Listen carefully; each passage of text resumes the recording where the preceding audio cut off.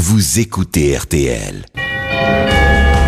Première escale, faire respecter le droit du travail partout dans le monde. L'ONG Ressources Humaines Sans Frontières vient de fêter ses 10 ans. Et pour améliorer les conditions de travail des 1000 salariés d'une entreprise de textile chinoise, Poly Union, une des membres de l'ONG a passé 2 ans avec eux. Le reportage de Christophe Decroix. Oui, alors pour bien comprendre les salariés comme les dirigeants, Hui Shen s'est véritablement installée dans l'usine. Elle a dormi sur place avec les ouvriers, pris ses repas avec eux afin de gagner petit à petit leur confiance. Au début, il n'ose pas parler de problèmes. Quand je leur pose des questions, il n'ose pas dire. C'est aussi une culture chinoise. Au lieu de dire quelqu'un qu'ils ne font pas confiance. Pour Martine Combal, la directrice de RHSF, il a fallu aussi se montrer persuasif avec le patron. Le but, c'était de prouver qu'on pouvait améliorer les droits de l'homme, c'est-à-dire des rémunérations décentes, moins d'heures de travail, de respecter le droit international, tout en faisant du business. Les ouvriers chinois font souvent plus de 80 heures de travail par semaine. Pour qu'ils acceptent de travailler moins et pour que leur patron accepte de les payer autant, voire plus, il fallait